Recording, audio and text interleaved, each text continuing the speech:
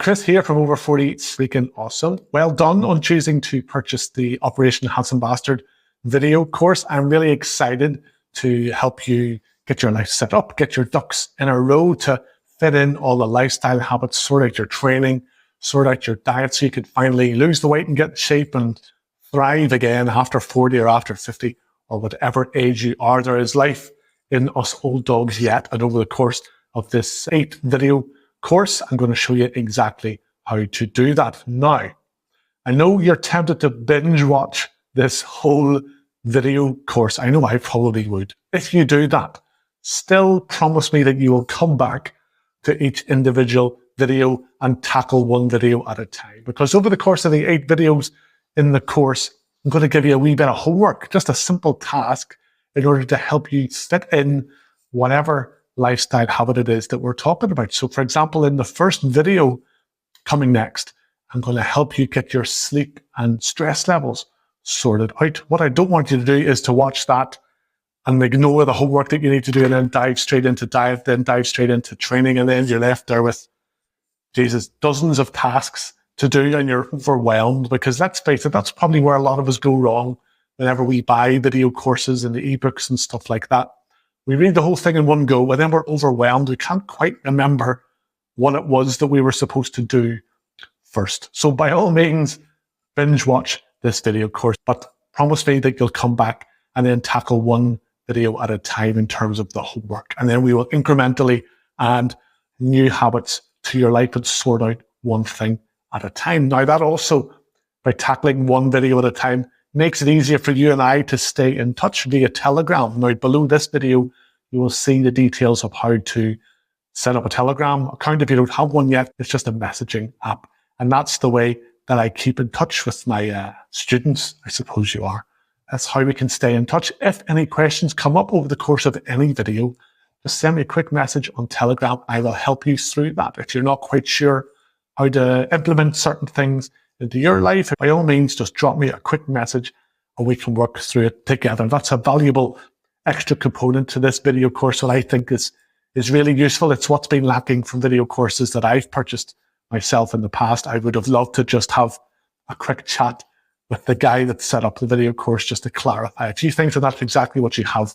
It's an online coaching component to the video course to help you implement the things that you know you need to do, but maybe you're not quite sure on how to do it in your life. Now, there's good news and there's bad news. Everything that we're going to cover in this video course is interconnected.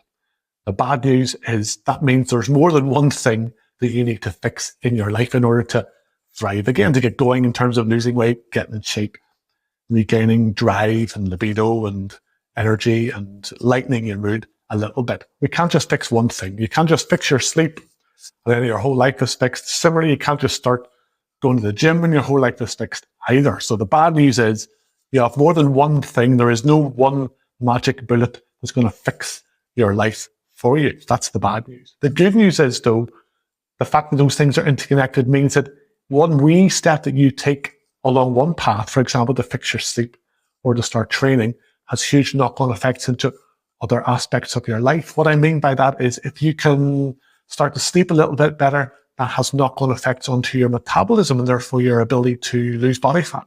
It also helps to give you the energy you need to actually go and work out. If you start working out, that has knock-on effects again to your ability to lose fat, but it also, the endorphin release will lift your mood and give you a bit more energy and motivation to keep on going and to keep on looking after yourself. So there's good news and bad news.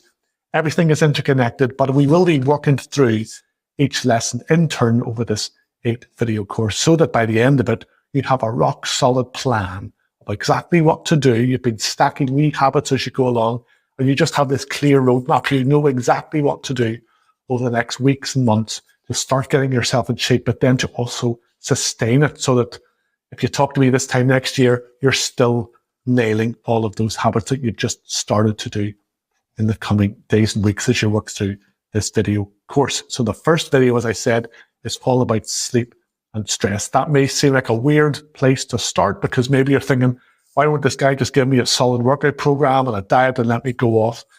You've probably done that before. You've probably bought ebooks or video courses or watched YouTube videos in the past about specific workout programs, diet programs, and yet here you are, you haven't quite made the progress you probably wanted to make.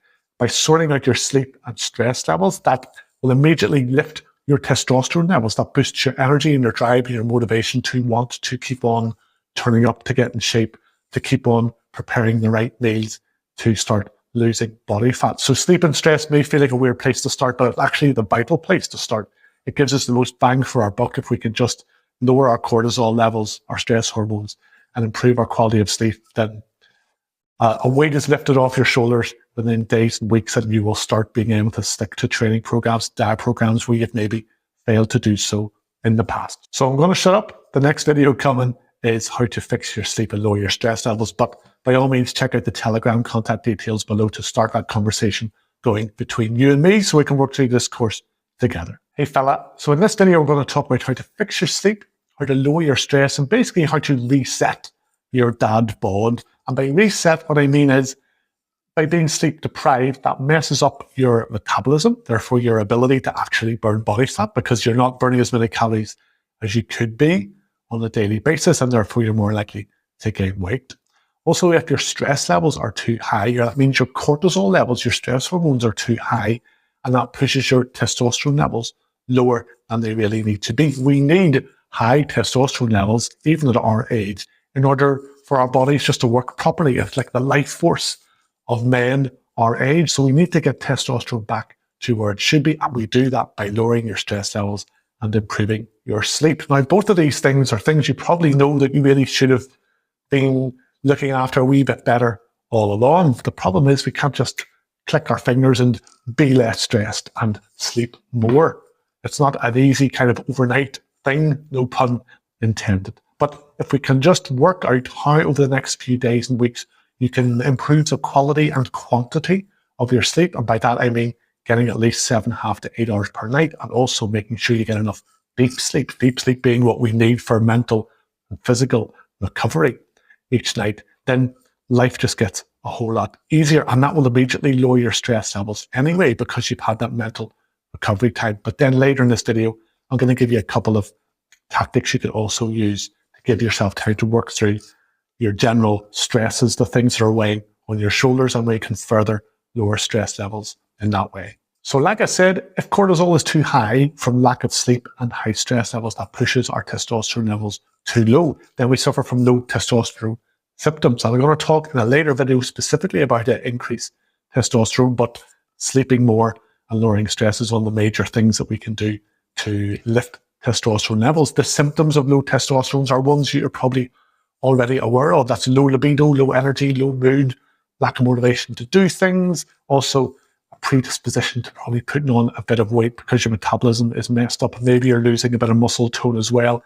You might have had more of an athletic build 10, 15, 20 years ago, and that seems to have gone now.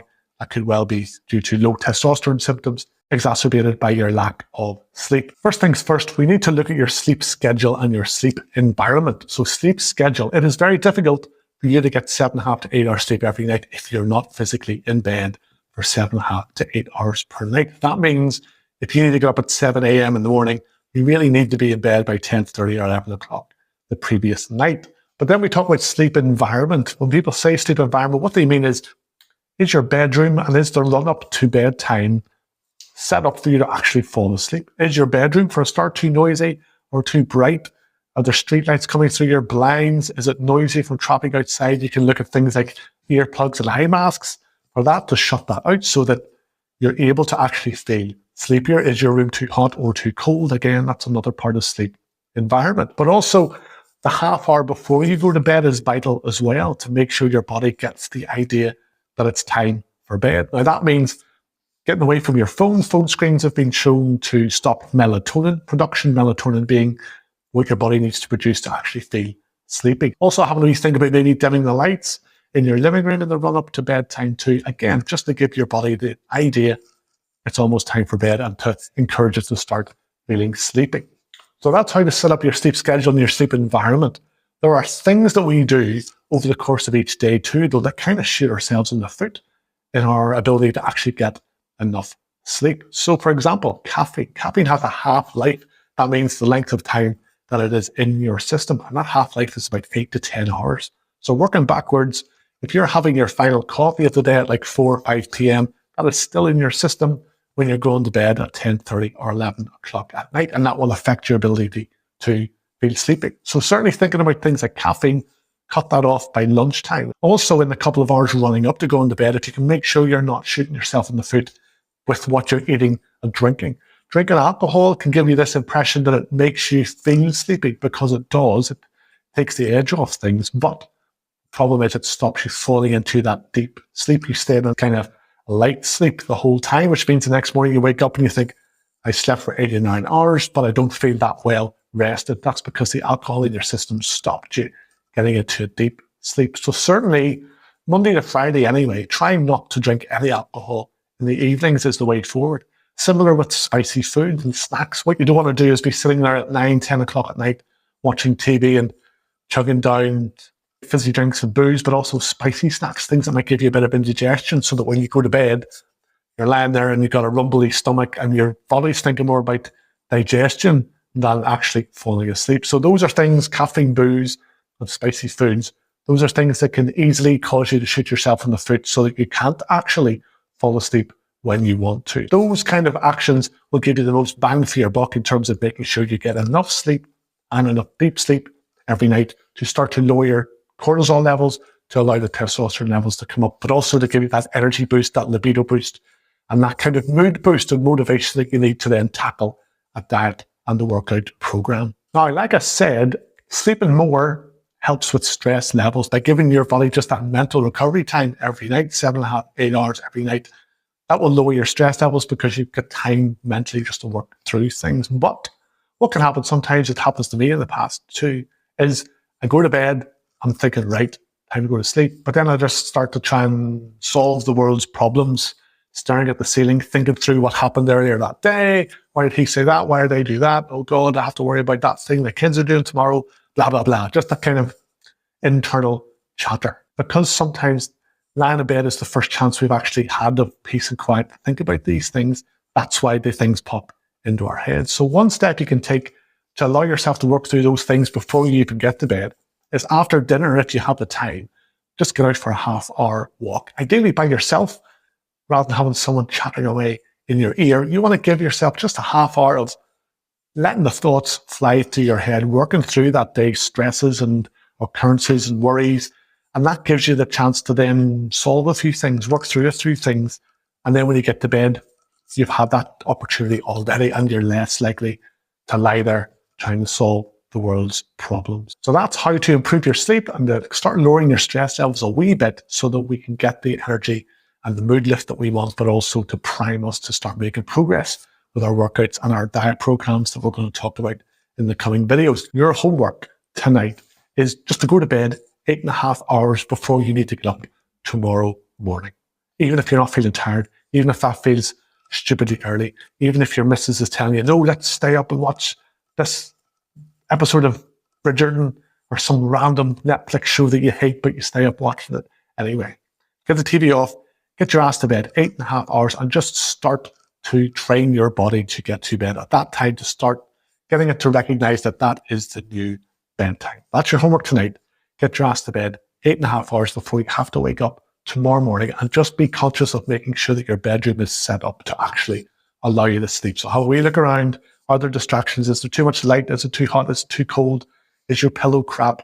Have a wee think about your sleep environment too. But the number one important thing is to start getting on a sleep schedule to get your body trained to want to fall asleep and to continue to get the sleep and get enough sleep on a weekly basis. And then the next video, we're going to talk about diet, how to set your diet up so you can eat like a normal fella meals, no weird and wonderful superfoods or weird hacks for diet, how to eat as normally as humanly possible, but yet still get to lose body fat from across your chest, your belly, and your face, or wherever you're carrying it. And also allowing yourself a wee bit of wiggle room for junk and booze on a weekly basis so you don't have to live like a monk or hate your life. We're going to talk about that in the next video, so I'll chat to you then. We tend to be a wee bit gung-ho as fellas whenever we want to lose some body fat. We think, right, hardcore diet coming up. I'm going to cut out all bread or all carbohydrates, no booze, no takeaway. I'll stick to this plan for 6 weeks. I'm going to be ripped. look at that guy on the website, he got ripped in 6 weeks. I'm going to get ripped in 6 weeks too. Lo and behold, you manage to keep up with this hardcore diet, whatever the rules are, for maybe about a week, 10 days. Then you have a bit of a wobble. You think, I don't think this is working. It's not really for me. I'm dying for a bit of toast. I want a pint of beer. I've got a family party coming up.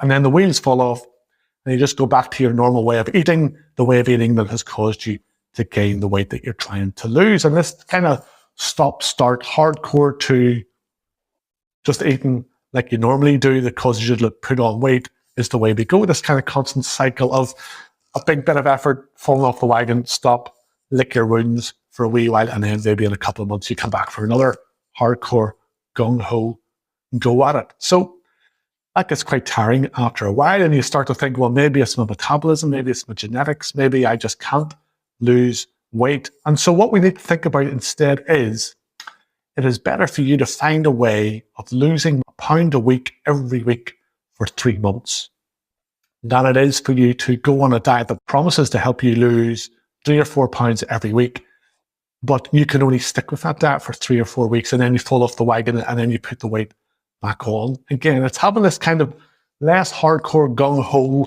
macho man attitude to things and more of a, I've done that, I'm a bit wiser now. It's a slow and steady wins the race approach that we need. And that's what I'm going to introduce you to. A way that you can not really change very much about how you eat, but still knock off a pound or 2 every single week. And that might not seem like very much. If you're sitting there 20, 30, 40 pounds overweight, and I'm telling you, you can lose a pound a week, you're thinking, that's 30 or 40 weeks. I want to lose it by tomorrow. That's all very well, but you're trying to lose it by tomorrow multiple times probably and not really got anywhere.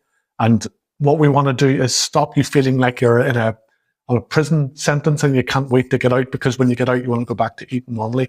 We want to introduce a new way of eating normally that coincidentally allows you to lose weight if you want to lose weight, but also maintain your weight and still get to enjoy all the foods that you love. So that's what I'm going to introduce you to now.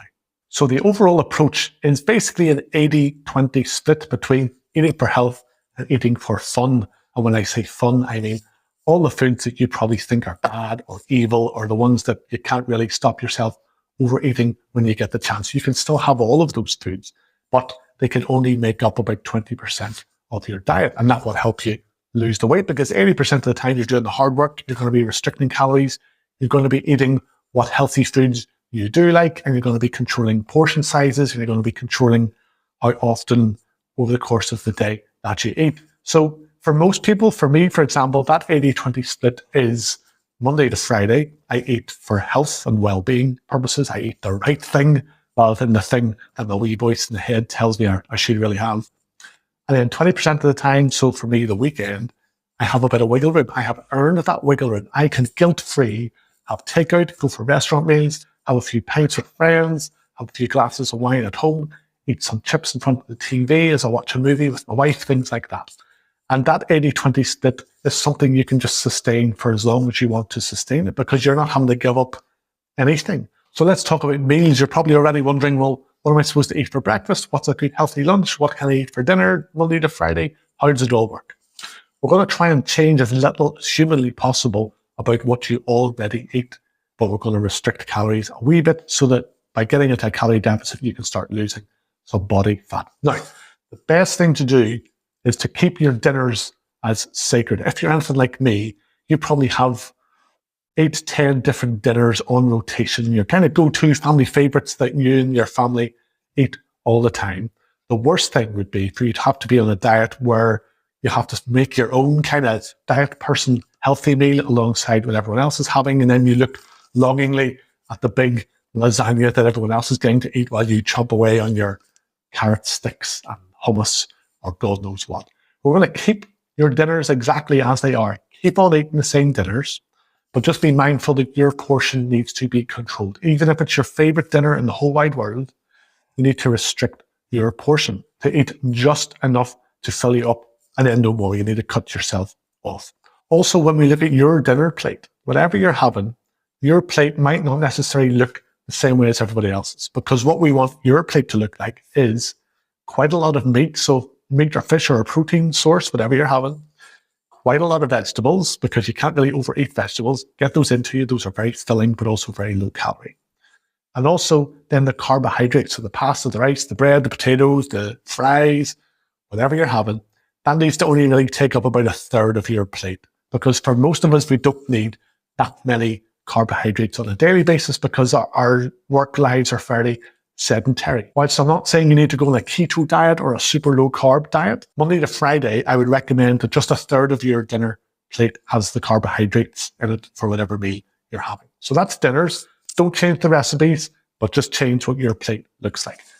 Go back earlier than the day though, breakfasts and lunches. Now breakfasts, again, we want something very high protein. High protein means very filling. It helps us retain and build muscle, as I'm going to talk about whenever we talk about training too. You need to have an idea of maybe 2 or 3 different options for breakfast that are high protein. So things like 3 eggs and a piece of toast, or Greek yogurt and some fruits. Those are great kind of high protein, very filling breakfasts that will avoid you having that kind of dip in blood sugar mid-morning whenever you're hungry because you had cereal or just toast for your breakfast. And then you're grabbing muffins and bagels and cereal bars and bananas and trail mix and whatever, just to avoid feeling hungry between breakfast and lunch. We want you to go breakfast to lunch without eating anything in between. And we do that by making sure that breakfast is high protein. But then we move on to lunches as well. Whether you're working from home or whether you work in an office, you need to have a think about what you can easily make on a daily basis that, again, is very high protein. What I have for most of my lunches is either a big omelette. If I didn't have eggs for breakfast, I would have a 3 or 4 egg omelette with some random leftovers or cold cuts or cheese from the fridge thrown in as a filling, or a man salad. When I say man salad, I mean a seriously big looking salad, loads and loads of vegetables. So lettuce, cucumber, tomato, avocado, sweet corn, whatever you like on a salad, basically. You can't overdose on any of this, but you need a protein source to fill you up. Protein sources being things like tuna or chicken or turkey or even chopped up boiled eggs. There's eggs again. I love eggs. Those kind of protein sources, you need to have a big portion of that with your salad too, because again, we're trying to fill you up to get you through the dinner time without snacking on empty carbohydrates between meals. By eating like that Monday to Friday, that will get you into a calorie deficit. That means Monday to Friday, you are having to burn off some body fat. That then earns you that little bit of wiggle room to then cash in your junk and booze chips at the weekend. It means you can guilt-free go out for restaurant meals or get takeout or have a few beers or wine or whatever your kind of treat food is. You have earned these things. You eat them guilt-free. Give yourself a pat on the back while you're drinking your beer because you've earned it. And that 80-20 health fun split is what is going to get us losing weight on a weekly basis without feeling like we're living our lives like a monk and having no fun foods at all. So your homework is do a bit of research so you can find a couple of options you can have Monday to Friday that are high protein breakfasts and lunches. So now we've covered sleep, we've covered stress, we've covered diet. You're probably desperate to actually find out how to work out because you probably want to improve your body shape, add a bit of muscle to your limbs, feel a bit stronger. Again, maybe just have a body shape that you're proud of. And that's what we're talking about in the next video. It's how to structure your weekly workouts. So you're not devoting necessarily hours to training, but you are kind of doing the things that give you the most bang for your buck when you do get training, whether that's in the gym or at home. So that's what we're going to talk about in the next video, all about workouts and training. Now, what is fitness anyway? There's lots of types of fitness. You'll see people pounding the pavements, jogging, they are fit. You'll see people running up hills, they're fit too. You'll see guys lifting massive heavy weights in the gym, obscene weights. They're strong and they're fit in one way. You'll see other people doing weird, wonderful bodyweight exercises. They are also fit. Everyone's fit, but in their own kind of special way, I suppose. And so it's worth you thinking, what is fitness to me? Do you want to be able to run marathons? Do you want to be able to lift big, heavy weights? I'm going to assume in general, you have a more aesthetic goal like I do.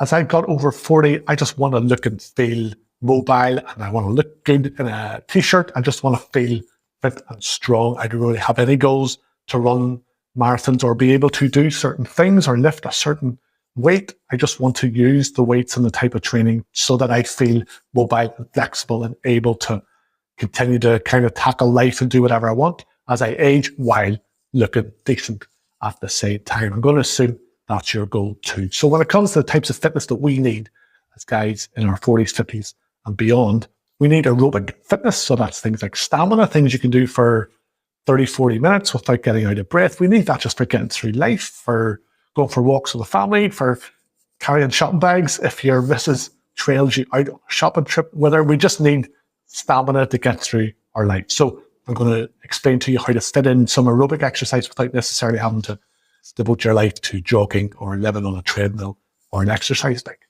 Then we talk about anaerobic fitness. So that's things you can only do for 40, 50 seconds before something gets tired. In a cardiovascular sense, that's your heart. Your heart rate gets so high, your lung capacity, it gets affected and you can't do it anymore. So things like sprinting type fitness, where you can run up a flight of stairs without wheezing, that's a type of fitness that we need after 40. There's also anaerobic strength training. So that's what we need in terms of resistance training to work the muscles so that we can build muscles, so we can build strength, so that we can, as I said, look decent in a t-shirt, have a body shape that we're not embarrassed about taking our t-shirt off on the beach or in front of the missus and things like that. So those are the kind of 3 types of exercise we're going to try and fit in. But I know you're like me, you're very busy, you have 100 other things to do, you have kids to take places, your missus has errands that she wants you to run, possibly. It's no good me saying, okay, 5 or 6 hours every week from now on, you're going to be exercising, because again, similar with diets, you maybe tried that before and ran out of steam fairly quickly because it's not realistic and sustainable for your life. So what I'm going to do is tell you how to fit in your anaerobic work, that running for a bus fitness and all of your strength work. All we need for that is 2 hours per week. Then the aerobic side for stamina, I'm just going to encourage you to get out for as many brisk walks as possible. So brisk walks, you're in a hurry for something, take someone with you if you want, or like I said about lowering stress a couple of videos ago, go out by yourself. You're just trying to walk at a pace where you're late or something. So you can de-stress, but also you get your heart rate up a wee bit and you're building a bit of stamina. So using walking to run errands, whether that's after dinner, whether that's the weekends as well with the family, just trying to be more active in general. That will build up some aerobic fitness. But now I'm going to dive in a bit more detail to explain how we can use 2 hours per week to build that kind of running for a bus fitness, but also start building some strength and muscle. So I'm going to assume you have access to some weights, whether that's a member of a gym or maybe you have some weight training equipment at home, even some dumbbells or kettlebells is enough. If you don't, if you are more about using body weight training, I'm going to link below this video to a really cheap ebook that I recommend to help you. It'll give you a clear program for the next 3 months about how to use bodyweight training from practically zero all the way up to, I don't know, doing a handstand on 2 fingers or something. What I'm going to talk about though is using weights. Now I'm also going to link below this video to my Dad Bod Overhaul program, which you may have already downloaded. If you haven't, you can download it below. That's the same approach that I'm going to talk about now, which is using weight training more for aesthetics and muscle building as opposed to shifting big, massive heavy weights for 1 or 2 repetitions, which doesn't do much for your body shape. It may make you stronger, but at our age, we need longer to recover. That type of training will leave you feeling a wee bit more beaten up and you need longer recovery times between sessions. I much prefer training in a way that makes me leave the gym feeling energized and kind of pumped, a bit out of breath, but not completely dead. So if we go back to the 2 hours of training, I'm going to recommend you do 3 workouts per week. If 4 workouts per week of half an hour suits better than 3 workouts of 40 minutes, that's fine too. So we're going to have 3 muscle building workouts per week that last 40 minutes. 35 minutes of that is going to be weights. And then the last 5 minutes is when we're going to do our finishers, our kind of sprint fitness finishers. And I'll talk about that in a wee second. But for the first 35 minutes that you're in the gym, you need to have a mindset of get in, get it done, get out. So we're only going to have short rest periods. And again, that helps us burn calories as well because we're not sitting there for 5 minutes looking at our phones between sets. You need to have this mindset of do 1 set and then immediately you're counting down 30, 45 seconds until your next set is coming. We're doing short, sharp shocks to each body part. We're going to do 1 exercise for each body part and we're going to do 3 sets for each body part and we're going to do 6 exercises. I'm going to put all this information up on the screen, so hopefully it should be here right now. You're going to be doing a workout of 40 minutes. 35 minutes of that is 6 exercises, 3 sets each with only 30 to 45 seconds of rest in between. So the first set of each exercise is going to be for strength. So 6 to 8 repetitions. That's the rep range that tends to build strength. So you can actually feel like a strong fella. After 30 to 45 seconds, so you're going to drop the weight by about 30 or 40%. Hopefully you have access to lighter weights quite easily and you're not faffing around trying to find different weight plates. But in the next 2 sets, you're going to do those more for hypertrophy, for muscle building. And that's when time under tension becomes important. And that's where we're going to be doing 12 to 15 reps, because we need that time under tension, the length of time you're actually doing the set, to be at least 40 to 45 seconds. So if you think about it, if you do a rep of an exercise of 1-2 seconds up, 1-2 seconds down, that's 4 seconds. You need to be doing at least 10 reps to get that 40 seconds. So we're going to aim for 12 to 15 just to kind of make sure we're doing enough. So that's your 3 sets of that one exercise per body part. For example, if you're doing legs, you would do 1 set of squats, 6 to 8 reps, take the weight off, 30, 45 seconds later, that's your first muscle building set. 30, 45 seconds later, your second muscle building set. Then you're done with legs and you're done with squats. Hurrah. And we move on to something a bit more fun. But again, like I said, it needs to be a get in, get it done, and get out. You do not have time for chatting to all your friends at the gym. You do not have time for looking at your phone for a long time between sets either. We have a lot to do at our age. We just need to get to the gym, do the minimum effective dose for what we want, which is to build some muscle and strength, and then get out. The last 5 minutes of the wellbeing workout is going to be your finisher for cardiovascular work, to get your heart rate up, but to improve your lung capacity so that when you run for a bus or you have sex or you run up a flight of stairs, you're not wheezing like an old man afterwards. So for 5 minutes, we're going to do 5 rounds of 30 seconds on, 30 seconds off. So 30 seconds on is when you're going on a speed where you're being chased by a grizzly bear or something faster than a grizzly bear, possibly. 30 seconds on kind of sprint, whether that's on a treadmill, on a rowing machine, on a cycling machine, or even just doing plyometrics, like squat jumps, burpees, mountain climbers, and things like that. 30 seconds on, 30 seconds off, where you bring the intensity right down to like a jogging pace or even stopping altogether, and then doing those rounds 5 times. That's your 5 minutes. That is literally all you need, because as you push yourself to go as fast as possible over the weeks and months, what is as fast as possible gets faster and faster because you're getting fitter. So you're going to train like that 3 times per week. Ideally, you'll be able to discuss this with the other people in your family to make sure that they do not get in your way, I suppose, of getting out to train when you want to train, because the worst thing is that you have a plan to go work out and then suddenly you find out you need to pick up wee Jimmy from soccer practice at 8 p.m. and that scuppers your elaborate plans, and then the wheels fall off your whole training program. So it's worth now, that's going to be your homework, it's worth having a wee chat with other people in your life that may need you to be around to help them with things, to make sure that you have 3 40-minute windows every week to work out. Hopefully 120 minutes per week isn't too much for you. It is a fairly high priority at our age to look after ourselves. You can use that Dad Bod Overhaul workout program is linked below. That will give you typical exercises and typical workout programs that you can do week in, week out, without necessarily getting bored, because you're getting to do new exercises all the time. And as I said, when it comes to aerobic fitness, just try and get out for as many walks as you can on a weekly basis, whether that's to run errands or whether it's going out for walks or hikes with the family. Just start to walk a wee bit more. That will have huge knock-on effects in terms of building some stamina for you. If you're not a member of a gym, join a gym, get a day pass, find a gym that's kind of what you want in terms of the clientele and the equipment that's available. You really don't need much, but every gym has its own kind of unique atmosphere, so it might be worth looking at a few.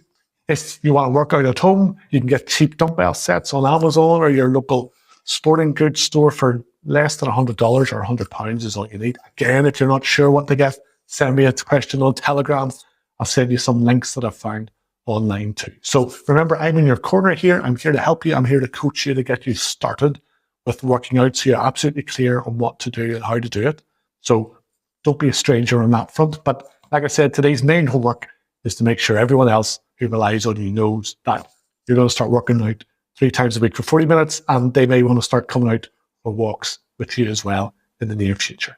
In the next video, we're going to talk about testosterone. Now, testosterone, you immediately start thinking about libido and sex drive. That's just one of the knock-on effects of having enough testosterone or not enough testosterone. So we're going to talk about how to keep testosterone high naturally because probably yours is unnecessarily low from your lifestyle habits. And that is good news, because it means we can fix it within a couple of weeks and you'll feel like $1,000,000 very quickly indeed. But you just need to understand what to do, how to live your life, and a few lifestyle tweaks to make sure that we get it up and boost it as quickly and as naturally as possible. So I'll talk to you all about that in the next video. So hormones and testosterone. Now, testosterone isn't just related to libido. It's essentially just our life force as men, especially after 40. If you have low testosterone, then as well as a lack of libido and energy, you also have a low mood, you're losing muscle, you're gaining weight. And therefore, as you can imagine, unless we do something about that, all three of those areas are going to get worse and worse as we get older. And in this video, we're going to talk about how we can do that naturally, how we can keep our testosterone levels naturally as high as possible. So there's a certain level of decrease in testosterone that we can't avoid as we age. Basically, as we get older, from about our mid-30s onward, our testosterone levels are supposed to dip like this. Let's say this is your kind of line on a graph. It's supposed to gradually dip like that. However, due to our slightly crappy lifestyle habits that we fall into as we get older, things like not doing challenging exercises, carrying a bit too much extra weight, drinking too much, not sleeping properly, stressing too much, then instead of this type of decrease, it ends up being this type of decrease. It starts to dip even faster than it should. And that's how we start suffering from these low testosterone symptoms. Most of it, I'm afraid to say, is our own fault. However, the good news is we can go from here to here just by correcting those crappy lifestyle habits. So quite often, if you have low testosterone symptoms, you think, oh, I better get online and find some testosterone boosting supplements. That should not be our first port of call. I am going to discuss supplementation in the next video, just to clarify that area, because it's quite murky. But what I want to talk about now in this video is the lifestyle habits that we can build in order to get testosterone levels back to where they should be at our age. Now, thanks to the 4 previous videos, you already probably have an inkling of the type of things I'm talking about. So the steps that I'm going to recommend you take in order to ensure that your natural testosterone production is as high as possible are: Monday to Friday, don't drink any alcohol to keep our estrogen levels low and boost testosterone levels. Follow that 80-20 split in terms of healthy eating, fun eating that I discussed. That will help us knock off a little bit of body fat. Again, that will boost testosterone levels. Make sure you're prioritizing your sleep in order to keep those cortisol levels low. Again, to allow testosterone levels to come back up again. And the same with stress, taking some steps to try to address the stress levels that you have with the weight of the world on your shoulders. And we discussed in a previous video how to take steps, literally getting out to walk, clearing your head, or even just talking through your problems with someone in your family or a friend. Those simple 4 steps will ensure within weeks that your testosterone levels, your natural testosterone production levels, have gone back up to where they should have been all along, were it not for these crappy lifestyle habits that we've fallen into. And so your energy will lift, your mood will lift, your libido may well lift. You may find that the weight loss that you've been trying to make happen for months suddenly starts to happen again because your body is just primed. Your testosterone levels are high enough that your metabolism is working properly. Maybe you'll start seeing more progress in the gym if you've been stagnating too. And you will have less of this kind of constant fog or lack of focus or lack of motivation that you may have been suffering from for the last few weeks, months, or even years for some of us. So far, so simple. Those 4 things are going to make sure that your testosterone production is humming like a well-oiled machine. However, it's trickier than that. So I get a male hormone panel blood test done every 6 months. Just a home blood test. They send me a kit. I prick my finger. I dip the blood into a wee kind of thing, and then send it back to them, and then I get the results via an app. I will link to the place that I use with a discount code below this video if that's something that interests you. Anyway, whenever I started getting these blood tests done, I suddenly found that my testosterone production, my total testosterone production, was fine for my age, slightly above average. However, my free testosterone levels were too low. Quick biology lesson. So 98% of the total testosterone that your body produces gets bound up into 2 things called albumin and SHBG, sex hormone binding globulin. That's normal. So you have 2% of your total testosterone production is usable as free testosterone. However, due to other lifestyle habits, that percentage can be even lower. You may find that 1% or even less than 1% of your natural total testosterone production is available as free testosterone. And that means that we have things like albumin and sex hormone binding globulin that are too high on a blood test will show this. Basically, those two things are stealing more of your testosterone than they should be, leaving you less free testosterone to feel like a manly man with all of those low testosterone symptoms. So it's not just as simple as you making sure that your total testosterone production is high. You also need to make sure that those two markers, albumin and sex hormone binding globulin, aren't stealing more than they should be. So how do we stop that happening? Well, with SHBG, there is a supplement that I'm going to talk about in the next video. But in general, high SHBG happens whenever you are stressed, physically stressed. For example, if you are overtraining, but if you're just going to the gym to work out 3-4 times a week, that won't be happening. That tends to happen with people that do an awful lot of manual work or long distance runners and people like that. But also, if you're on an overly restrictive diet for too long, then your SHBG levels will be far too high, leaving not much free testosterone for you. So that's why the 80-20 split that I was talking about diet-wise is ideal, because we're not on an overly restricted diet for too long. It's really only Monday to Friday where you're restricting calories, but we can stop SHBG getting too high just by making sure that we indulge a wee bit at the weekend. Great, actually works out well for us that we're actually stuffing our faces with junk food a wee bit at the weekends in terms of testosterone production. Albumin, again, the other marker that can get bound to too much testosterone. If that is too high, that's normally a sign of dehydration. You're not drinking enough water. So my recommendation is obviously chug down as much water as you can throughout the day.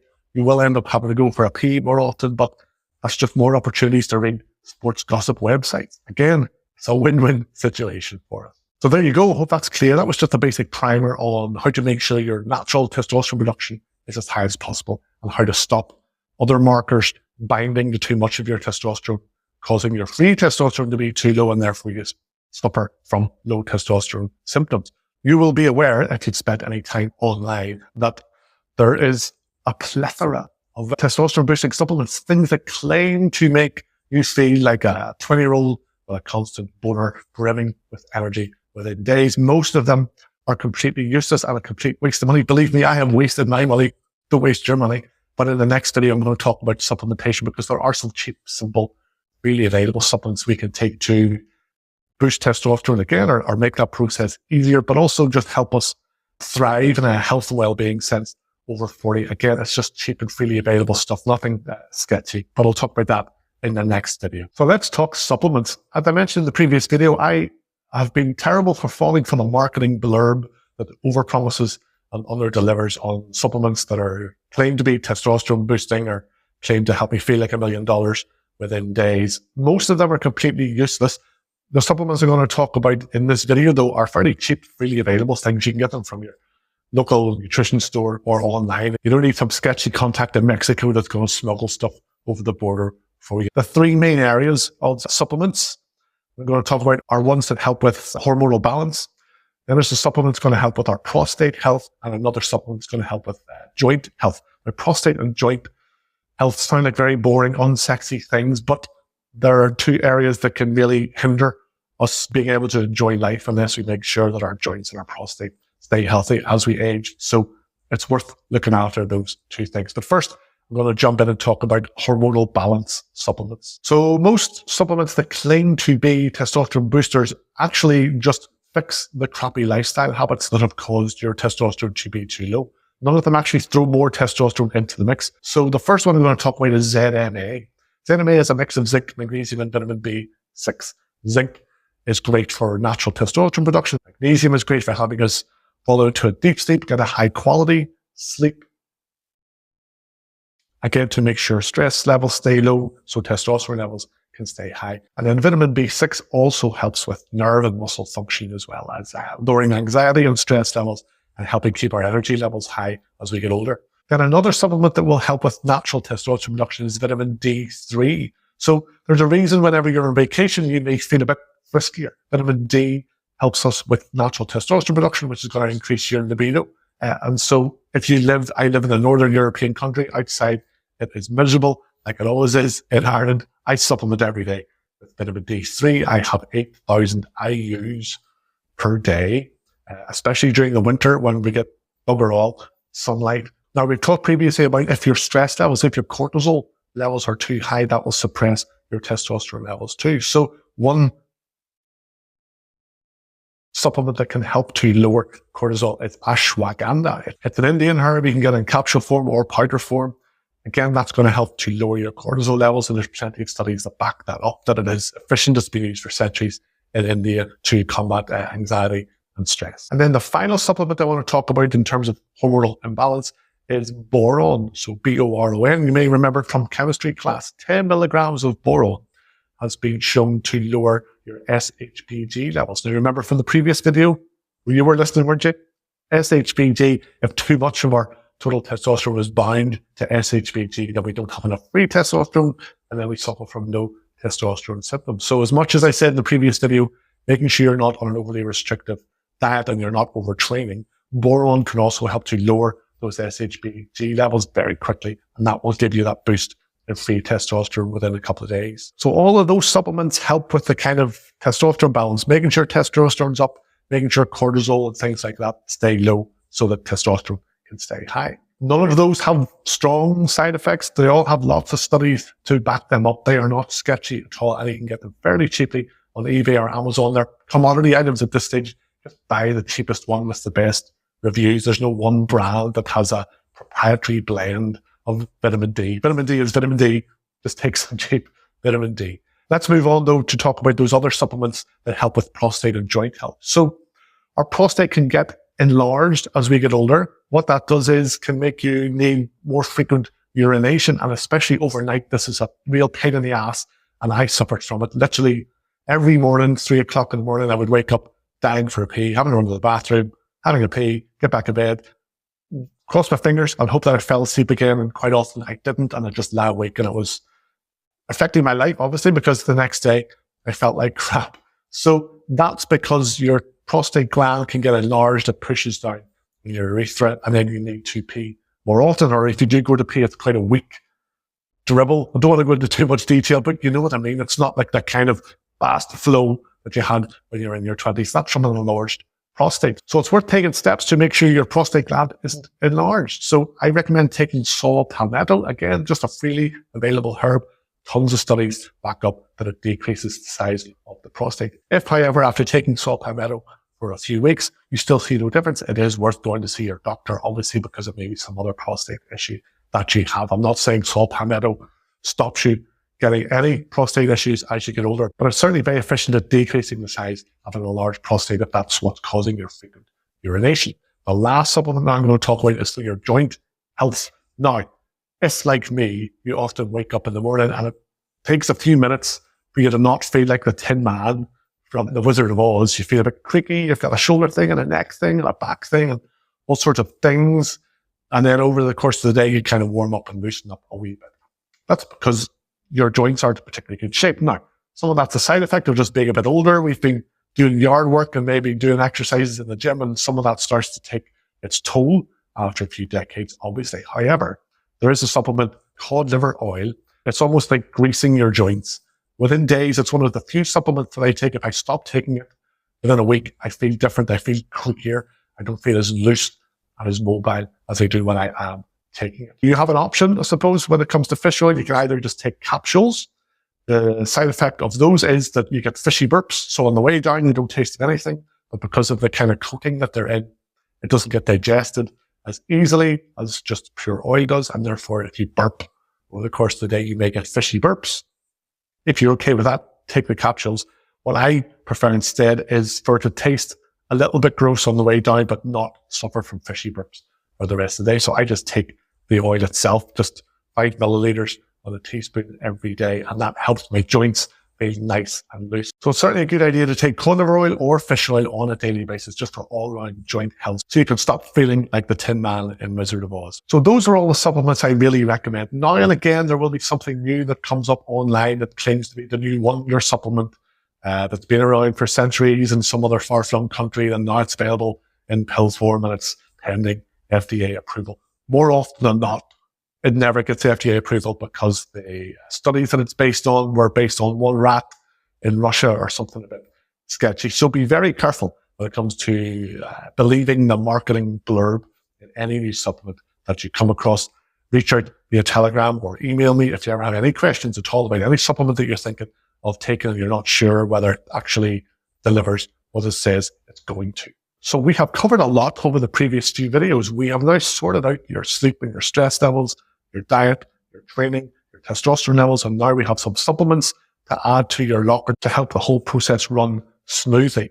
The thing is, you've probably read ebooks or watched videos on YouTube or even bought video courses in the past, and you haven't been able to actually put all of the advice into action. I really recommend you don't skip the next video because it's all about how to build habits on autopilot when you're already busy and when you maybe feel all that information is really interesting, Mr. Irishman, but I don't quite know how I'm going to fit it in.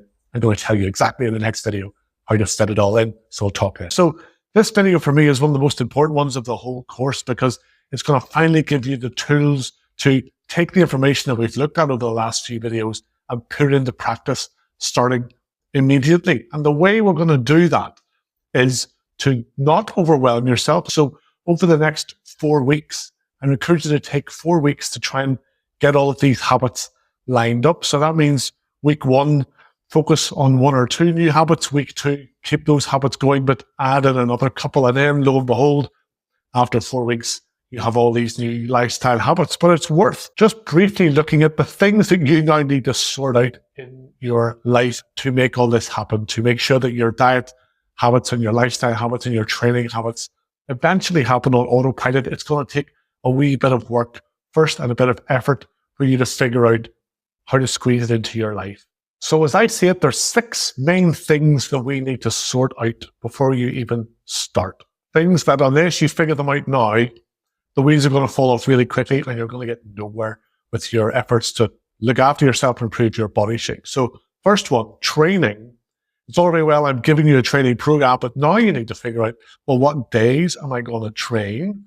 Do I have the training clothes? Am I a member of a gym? If I'm training at home, where am I going to train? Have I told other people in the house the times that I'm training, and so that that doesn't interrupt what they need me for? So even just with training, there's a few things that we need to figure out. And the same thing with diet. There's a few things we need to figure out first. So by all means, research those high protein breakfasts and lunches that I advise you to do. But then once you figure out what you're going to have, how do you make sure those foods are in the house? The person that does the grocery shopping needs to know, if that's not you, make sure that they know the quantities that you need, when you need them, so the food is there when you need it. And I went over a few supplements in the previous video as well. There may be a few that you want to try. Where are you going to order them from? And also, what time of day are you going to take your supplements? Because it's a new habit, and starting a new habit, you're always advised to link it to an existing habit. So you need to find an existing habit you already do every day, and that's also going to be your new trigger to taking the supplements. And when we look at sleep and stress, what time do you need to get to bed to make sure that you get your 8-hour sleep every night? If you have a partner, do they know? Are they on board? If you want to get to bed at 10 p.m. and your partner says, no, we're going to watch this show, it's going to be a tense standoff in the living room before bedtime. So make sure you talk these things over with the other people in your house that may be affected. And one of the ways to de-stress that we discussed was to get out walking a bit more to clear your head. Have a think then about when are you going to do your walks? Is it something you can do after dinner maybe for half an hour? Is it something you can do during your lunch hour maybe at work? Is it something you can do a little bit at weekends, maybe when you have a bit more free time? You need to have a plan in place for when you're going to go for these walks and also when you're going to do your workouts, because if you don't, they're not going to happen. You know from past experience, things always come up. There's always something that you need to do around the house or for someone or for work that will get in the way unless you have it in your head, no, Wednesday 7 p.m. is the time that I go work out, or no, Saturday at 12 p.m. that's when I go for my walk. It needs to be an ingrained thing, a habit, an appointment that you're making with yourself. Otherwise, it's not going to happen. And then the 6th thing that you need to figure out is, well, what are you going to treat yourself to at the weekend? This is a fun thing you need to figure out. As that payoff for sticking to that healthy eating plan, we did agree that 20% of the time you should indulge a little bit. It's important that you know what you're planning to indulge in every weekend, because by having that in your head, whenever you have a wee bit of a wobble, maybe Wednesday or Thursday, you're tempted to have a few drinks or some junk, you can say to yourself, no, I remember Saturday we're getting pizza and I'll have a couple of pints of Guinness in front of the TV. That's another important thing that you need to figure out. And now immediately you're probably feeling overwhelmed. You're thinking, oh, that is a lot of stuff I need to figure out. Maybe I'm not quite ready to make any of these changes in my life. Let me stop you there. Instead, we're going to break it down. The next 4 weeks, we're going to have priorities every week. And by the end of those 4 weeks, you will have figured out all of that stuff that I've just taken you through. So for week 1, the main habit we need to nail is your sleep. Start getting more sleep. Take all those steps that I went through in the sleep and stress video. But at the same time, I want you to do a little bit of research so that you know what you're going to start to have for breakfasts and lunches in the coming weeks. And you also know where you're going to train and the days that you're going to train. Then week 2 comes along. We keep up the sleep habits that we started the previous week. And then we put into action the training and the diet side of things. So you're going to start actually working out, moving your body a bit. And you're also going to start having your high protein breakfasts. Then week 3 comes along. We keep up the sleep, we keep up the training, we keep up the breakfast, and we also bring in our high protein lunches, and we start trying to get out for a wee walk or two each week where we can. And then week 4 comes along. We keep up all of that stuff that we've just been building on over the last 3 weeks.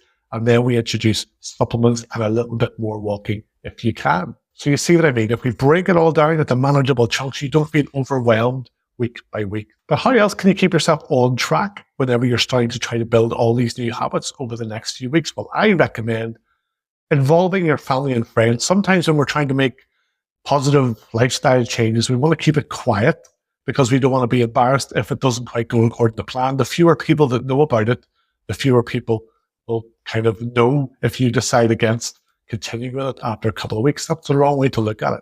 Getting it out in the open, telling your family, here's the changes that I'm going to start making. I want to look after myself a bit better. I need your support to make sure that I'm eating the right things, I'm getting out for my workouts. Tell your friends as well, because you can get out for a walk with some of your guy friends. If you're anything like me, you never see your guy friends because you're so busy.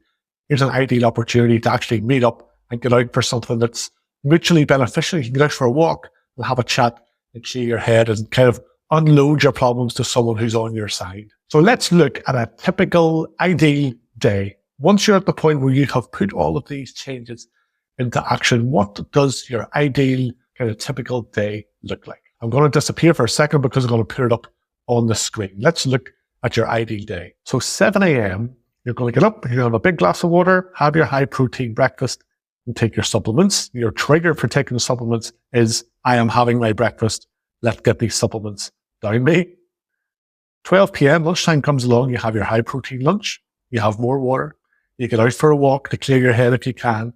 And then you have your last coffee. If you're a coffee fiend, lunchtime, midday is the last coffee that you have. 6 p.m., after you finish work, go to the gym after work, have your 40-minute workout, do a whole body routine as per the Dad Bod Overhaul program or another one that you've come up with yourself. After your workout, 7 p.m., have your protein shake, get yourself home. 7:30, you're going to have your dinner, another big glass of water. Remember, dinner needs to be in that thirds, where a third of your plate is carbs, a third is veggies, and a third is protein. 8 till, say, 10 o'clock at night, you're just going to relax or do other things that people around the house need you to do. 10 p.m. comes along, screens off, put your phone away, turn the TV off, just read a book, or, heaven forbid, talk to somebody in your family. Then 10:30 p.m., time to go to bed. Don't take your phone in bed. Keep that away. Get to bed at 10:30. Even for the first 2 weeks that you're not yet feeling tired at 10:30, get your ass to bed at 10:30. That gives you a good kind of 30 minutes to feel sleepy. Then 11 o'clock, ideally, you'll fall asleep. You get your 8 hours and you're up tomorrow morning at 7 a.m. So that's just an example. Obviously, the more days you can nail that kind of ideal day that I've just discussed, the faster you will make progress and the better you will feel. And within a couple of months, your life, your outlook, your mood, and your body will be transformed. Now, obviously, that typical day, I'm assuming you work 9 to 5. I'm assuming you're going to go to the gym after work as well. Your day might look a bit different. By all means, if you're confused how you would build your own perfect kind of ideal day, send me a Telegram message again. We can work through your life and how you would squeeze all these things into. I'm hoping that my approach feels more realistic and sustainable, something you can really stick with for weeks and months and even years, because it's going to be able to squeeze in and around all the other things you need to do in your life. Having said that, I am conscious that once the novelty wears off, if you're trying this new thing after the first few weeks, you may start getting bored. And that's why in the final video, I'm going to talk about how to approach the next 12 weeks, the next 3 months, to make them the most productive and the most rewarding in terms of health and body shape payoffs that you've ever had. And that comes down to working in phases so you don't get bored, so you always have that motivation to keep training, to keep eating the right things and to keep looking after yourself once the initial kind of novelty has worn off. So last video coming up. I'll see you in a wee second. It's our last video of the course. Don't be getting emotional. I'm already welling up a wee bit myself. I'm going to take you through how to just launch yourself for the next 12 weeks to make them, as I said, the most productive you've ever had. So we'll chat in a second.